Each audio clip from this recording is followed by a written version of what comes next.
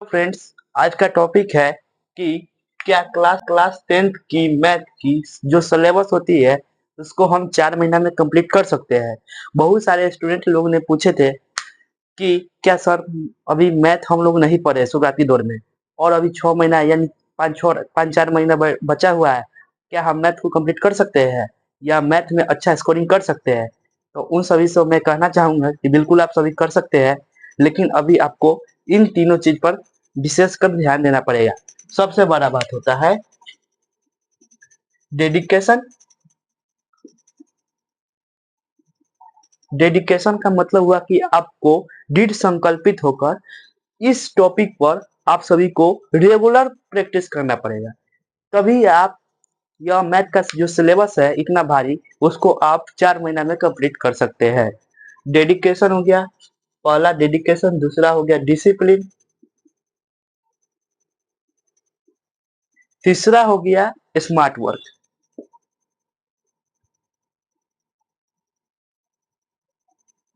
Discipline के मतलब आप लोग सभी जानते होंगे कि डिसिप्लिन यानी कि नियमित रूप से हमको ये कार्य करना है, लेकिन स्मार्ट वर्क का मतलब यहाँ हुआ कि हार्ड वर्क नहीं। स्मार्ट वर्क का मतलब हुआ कि हमको कौन सा चैप्टर पढ़ के हम बेहतरीन स्कोर कर सकते हैं, यानी बहुत ज्यादा स्कोर कर सकते हैं। अभी आपको नॉलेज लेने की आवश्यकता नहीं है, क्योंकि नॉलेज लेने के समय में आप लोग खेल रहे थे और कहीं दोस्तों के साथ घूम रहे थे, लेकिन आपको अभी स्कोरिंग करना है, यानी कि ज्यादा नंबर उठाना है। जैसे आप मान के चलिए आपका मैथ में जो अभी नहीं पढ़ते, जैसे 6 महीना नहीं पढ़े, 6 महीना आप लोग नहीं पढ़ते तो आपका मैथ में 30-35 या क्रॉस लग सकता था, लेकिन आपको अब नहीं, कम से कम भाई हमको 80+ नंबर लाना है। तो इसके लिए आपको स्मार्ट वर्क करने की जरूरत होगी। और जो मैं टॉपिक इसमें वीडियो में बताऊंगा उस पर आप सभी को विशेषकर ध्यान से सुनने की आवश्यकता पड़ेगी और उस पर आपको नियमित रूप से कार्य करने की आवश्यकता पड़ेगी। तो सबसे पहले हम देख लेते हैं मैथ की सिलेबस क्या है, क्योंकि किसी भी चीज को शुरू करने के लिए सबसे पहले हमको देखना पड़ेगा मैथ की सिलेबस। यानी किसी भी चीज का सिलेबस शुरू करने से पहले उसका सिलेबस की जानकारी हमको पता रहनी चाहिए। आइए इसको सीखते हैं मैथ की सिलेबस। आइए दोस्तों, सबसे पहले हम लोग देख लेते हैं मैथ की सिलेबस। तो क्लास 10th मैथ की सिलेबस इस प्रकार है। 15 चैप्टर है और 15 चैप्टर का नाम इस प्रकार है। सबसे पहला हो गया वास्तविक संख्या, दूसरा हो गया बहुपद, तीसरा हो गया दो चर वाले रैखिक समीकरण, चौथा चैप्टर का नाम हो गया समांतर श्रेणी, पांचवा द्विघात समीकरण और छठा त्रिभुज, और सातवां हो गया निर्देशांक ज्यामिति, आठवां हो गया त्रिकोणमिति, जो आप सभी इससे परिचय जरूर होंगे। नौवां चैप्टर हो गया ऊंचाई एवं दूरी, 10वां हो गया वृत्त, 11वां हो गया रचनाएं, 12वां चैप्टर का नाम हो गया वृत्त से संबंधित क्षेत्रफल, और 13वीं चैप्टर का नाम हो गया पृष्ठीय क्षेत्रफल और आयतन, और 14वां चैप्टर का नाम हो गया सांख्यिकी, 15वीं चैप्टर का नाम हो गया प्रायिकता। यानी कि हमको कुल 15 चैप्टर पढ़ना है, कुल 15 चैप्टर पढ़ना है और हमको स्कोरिंग बेहतर करना है। तो इस 15 चैप्टर पर जब ध्यान देने जाएंगे तो हमारा सिलेबस 4 महीना में कंप्लीट नहीं हो पाएगा। इसके लिए हमको स्मार्ट वर्क करने की जरूरत है। डेडिकेशन आप सभी को करना ही है, डिसिप्लिन में हमेशा रहना ही है, और उसके साथ हमको क्या करना है, स्मार्ट वर्क करना है। क्योंकि ऐसे ही हम पूरा पढ़ने जाएंगे तो पढ़ते रह जाएंगे। इसके लिए हमको स्मार्ट वर्क करने की जरूरत पड़ेगी। तो इसमें से इंपोर्टेंट चैप्टर को छाप देते हैं, जिससे आप सभी पढ़ के बेहतरीन स्कोरिंग कर सकते हैं। और आप लोग अपने दोस्त से इससे छुपाइएगा नहीं, और अपने दोस्त को भी भला कर दीजिएगा, उसको भी यह वीडियो शेयर कर दीजिएगा। नहीं जो सिर्फ अपने ही एग्जाम में बढ़िया नंबर लिया जाएगा और अपने दोस्त को नहीं लाने दीजिएगा, ऐसा नहीं कीजिएगा। आइए देख लेते हैं इसका important chapter. Most important chapter इस प्रकार है, आइए देखते हैं। तो पार्ट 1 और पार्ट 2 यानी कि मोस्ट इम्पोर्टेंट चैप्टर को हम दो पार्ट में बांटे बांटे हैं, पार्ट 1 और पार्ट 2। पहला पार्ट में हो गया त्रिकोणमिति और निर्देशांक ज्यामिति, और यह दोनों से क्वेश्चन इतना पूछा गया है कि दोस्तों आप लोग यकीन नहीं कीजिएगा। यानी कि 65 क्वेश्चन, 65 क्वेश्चन, यानी 65 नंबर का क्वेश्चन, 65 नंबर यही दो चैप्टर से पूछा गया है। तो अब आप लोग पूछेगा सर 15 गो चैप्टर है और 65 नंबर का क्वेश्चन यहीं से पूछ लेगा, तो सर और चैप्टर पढ़ने की आवश्यकता ही क्या पड़ेगी। तो आप सभी को पता होनी चाहिए कि बिहार बोर्ड दुगने क्वेश्चन पूछते हैं, जिसमें से हमको चुन चुन कर बनाना पड़ता है। यानी कि हमारा जो मैथ का सिलेबस है वो 100 नंबर का क्वेश्चन पूछता है, यानी 100 नंबर का रहता है, लेकिन बिहार बोर्ड 200 नंबर का पूछता है, जिसमें से हमको 100 नंबर का बनाना रहता है। इसी प्रकार यानी कि 200 में से 65 नंबर यहाँ से पूछता है। फिर हो गया पार्ट टू। पार्ट टू में हो गया समांतर श्रेणी, बहुपद और द्विघात समीकरण। और यह तीनों से कितना पूछता है? ये तीनों से 70 के लगभग क्वेश्चन पूछता है। 70 क्वेश्चन यानी 70 नंबर का क्वेश्चन इससे पूछता है। तो आप लोग पार्ट 1 और पार्ट 2 यानी कि यह पांचों चैप्टर पढ़ के आप लोग 65 प्लस 70 इक्वल टू कितना हो जाएगा? यानी कि 135, यानी 135 नंबर आसानी से उठा सकते हैं।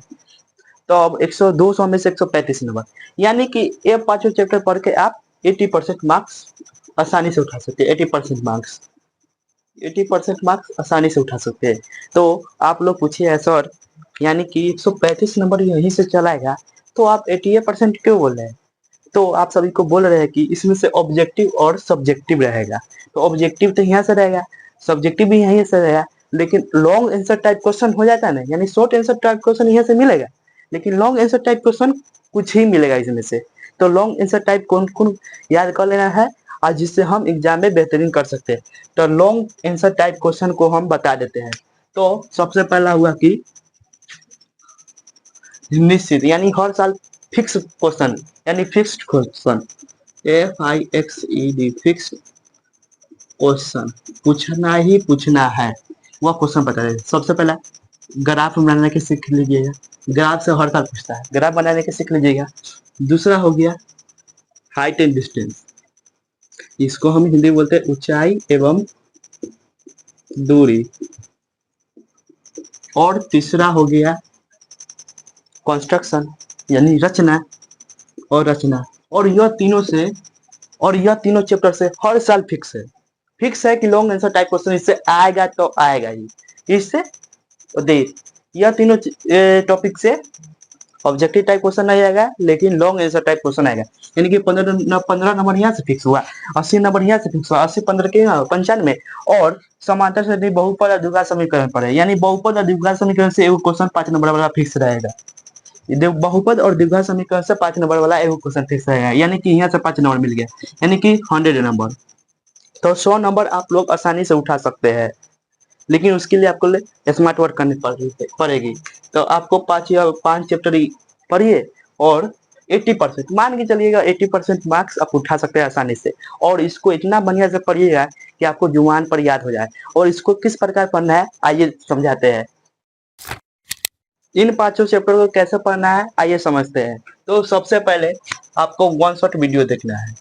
अब YouTube पर बहुत सारा वीडियो अवेलेबल है और बहुत सारे चैनल है जिस पर वन शॉट वीडियो इसका अवेलेबल है। तो आपको मान के चलिए त्रिकोणमिति हमको कंप्लीट करना है, त्रिकोणमिति कंप्लीट करना है। तो त्रिकोणमिति हमको कंप्लीट करना है, तो सबसे पहले वन शॉट वीडियो देखेंगे। वन शॉट वीडियो देखने के बाद उसके बाद हम NCERT सॉल्यूशन करेंगे। तो हमको दूसरा रेफरेंस बुक पर नहीं जाना है, जो बिहार बोर्ड द्वारा प्रकाशित बुक है जिसको हम लोग बोलते हैं NCERT।